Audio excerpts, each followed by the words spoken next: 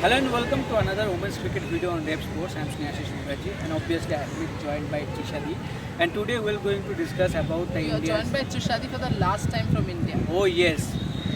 I'll come back. Yes. Just before leaving for England for the obviously the upcoming series and for the T20 World Cup. And to discuss about that series only, we are here too. Yeah. We are going to take us through the teams and the importance of the series for India just before the T20 World Cup, because as we all know that India suffered a thrashing 4-1 defeat against South Africa in South Africa just ahead of the T20 World Cup. So that is why maybe this upcoming 3-match T20 series against England in England, it is going to be very, very crucial for them. Usually the importance of the series for the women in blue, because obviously you lost to South Africa, but just before the World Cup at the same kind of conditions you have the best opportunity perhaps to get tested. Absolutely, I think a fantastic move by BCCI, which is what people need to understand, that the difference between what women's cricket was and where women's cricket was to now, because the difference is these small things. Yes. You are reaching England well advanced. In fact, so you are reaching England. The team is leaving. The team left on the 23rd, and they must be in England now. And the World Cup starts. The first match is on the 14th of June. Before that, there are two warm-ups on And the this 8th. T20. Yeah, on the 8th and the 10th. And before that, of course, the 3 T20Is. So I think fantastic initiative and important one, as you said, because the team does not look in great form, to be honest. The other problem, of course, Nehashish, is the fact that the team's balance now has been disturbed. All of a sudden, just before the World Cup, I'm not 100% sure. Let's take this as a 5-match series instead of 3-match, because 3-match versus England and 2 warm-up games. That's all you have to test your, not only to test your bench strength or the new players that have come in for someone like to test someone like Nandini. At the same time, to test your combination. I think I've said this earlier as well. The batting combination is perfectly fine. It's settled, experienced, but the bowling combination now is a very, very dicey one, especially because it's England. You want to concentrate on your pacers. You want to have pacers who can bat, so that you can fill your team up with more pacers. Absolutely, and unfortunately due to injury, you don't have your first choice pace bowling seamers, Amanjit Kaur and Kashmi Gautam. Yeah. So I think obviously that is a setback, but still now the team has been selected and you have to back these players only. Injury is not in anyone's hands, so Very you can't help it. And unfortunately, both of them, very significant players getting injured is a huge problem. That's why I said now balance becomes a problem. And now the important part here is, why am I talking about balance over and over again, is you have spin bowling all-rounders, you don't have pace bowling all-rounders. Do you stuff your team with more spinners? Will that help in England conditions? Is something that is something that one has to understand, right? And one has to look at. Are 5 matches enough for that? Yes, absolutely. And as we have always discussed that before the tournament you really want to know your best possible combination, because as that will help you to get settled in the tournament like World Cup as quickly as possible. So that is the part of the team India obviously. But I think for the team, one good news that they are observing someone like England team, because they are in current action against New Zealand. Obviously the ODI series, 3-match ODI series ended in a 1-1 draw because one match got washed out due to rain. But then they began the T20 series with a win Yeah. for New Zealand, and that was a very comprehensive win. Obviously the biggest positive, I think, Alice captured with the bat as an opener. So I think we were all discussing that maybe that can be a possibility for them to use someone like Alice Capps at the top, and they did that. And I think she did a brilliant job. And then with the ball, I think Lindsay Smith, in that kind of a wicket, which looked a bit of greenish or something like that, she bowled superbly. 4 overs, maybe one maiden also if I'm not wrong, 10 runs and 1 wicket. And I think Danny Gibson as an all-rounder, I think she also bowled well. So lots of positive for England. Absolutely, I think biggest positive for England is they have got the time that their coach Charlotte Edwards has got the time with the team that she was mentioning before the ODI World Cup when she took over, and a coach who has won so many trophies. I know the last time England bowed out in the semis against South Africa in the ODI World Cup. A lot of people said, you said under Charlotte Edwards, England is the favourite. But the truth is, Charlotte Edwards did not get that much time with the team. Now she will. But what comes out of it, I'm not 100% sure. But one thing, the England team looks way more confident. The team looks much more aligned, if you understand what I mean. They're complementing each other more. I think one huge headache for them. They're playing in home conditions. Yeah, absolutely. And their record is fabulous when they are playing at home.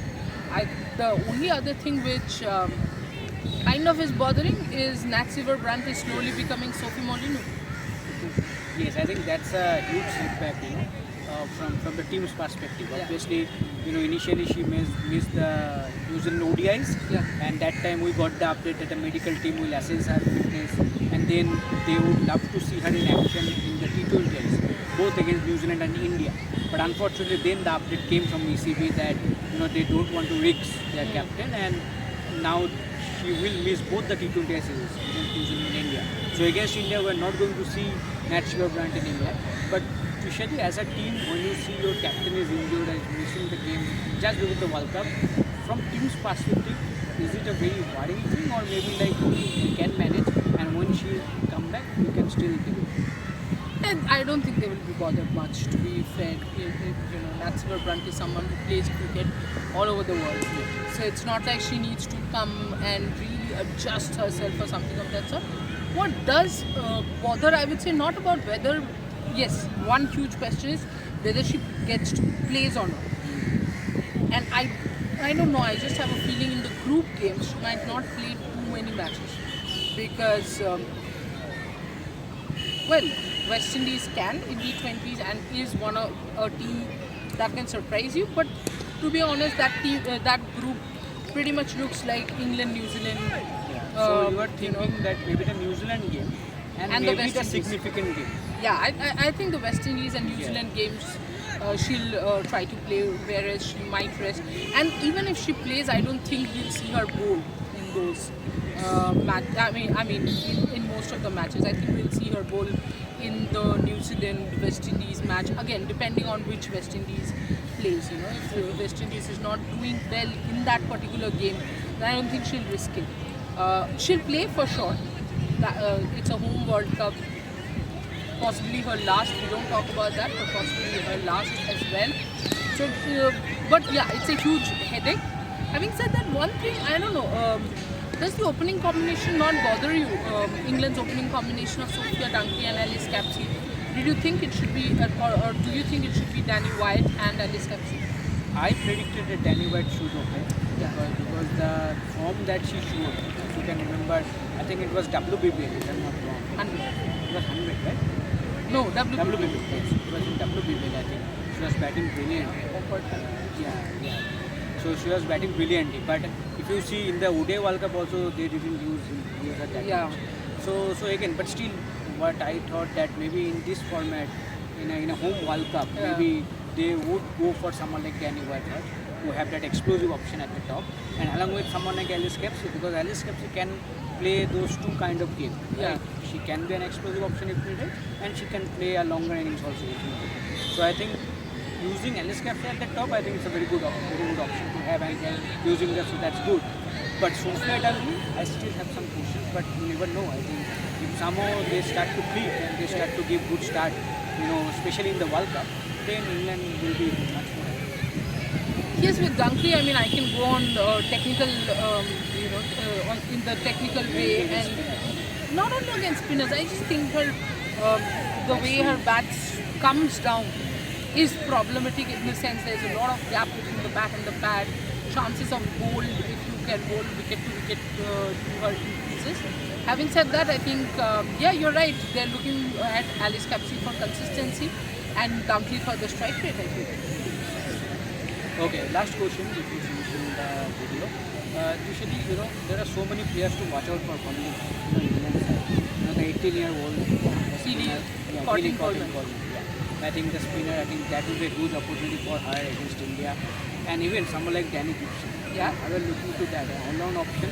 and the way England have shown that faith on her that she can deliver because she Natsibor also- Brunt. Instead of Natsibor Brunt, Right, yes. the bowling option. Yes, Yeah. she can be a better one. Yeah. So how do you look at I think I'm extremely interested, of course, in watching TD or Tim Coleman because young left-arm spinner will be very interesting. Left-arm, right? Yeah. left arm orthodox? Left-arm orthodox will be very interesting. But also, how do you expect TD to get a look in when Lindsay Smith is going at 2 point some runs per yes. over? I didn't expect her to be that good in that pitch. She was so good. But my question is this, let's put this as the last question. Of course, once I reach England and we get to see the pitch and all more, we can talk about this. But Snehashish, the pitch, the England-New Zealand pitch, see, if England prepares, not a batting track, but that sort of a track, it is not good for batters. And batters of any team. It is not only about England or India or South Africa. I don't think it will be high scoring. I think then it is good that India are not in the same group of England. If this kind of pitches are going to be there. Shabnam Ismail. Yeah. And Mason Cap. Don't forget there is also a Kim Garg. Okay. Also a if we Fatima start Sana and Diana Bay. Yeah, if we start to now name the players, I think you can go long and long. Yeah. Yeah, so it's better to So no, stop we are there. not thankful that India is not in Group B, Group A. It's not a very thankful thing. If the pitches are like that, It's very difficult. Because I was very shocked to see that kind of. I will have a good World Cup. Oh yes, you will love it. I know that.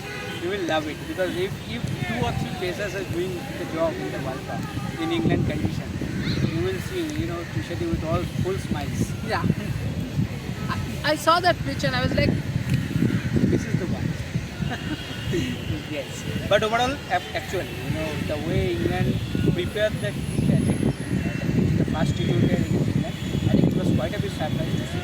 But let's see. I think in World Cup you never know what kind of pitches are going to be.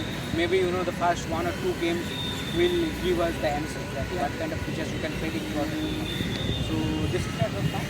absolutely. And the next time I see you guys, I'll see you Yes. from the World Cup land, like World Cup 2026 land, which is, wow, she said World Cup land. That is mistake. But anyway, World Cup 2026 land from England, I think from London first and then Chelmsford because that's where the first T20I is. And they're not just keep following Ref Sports because Ref Sports will keep following the Indian cricket team.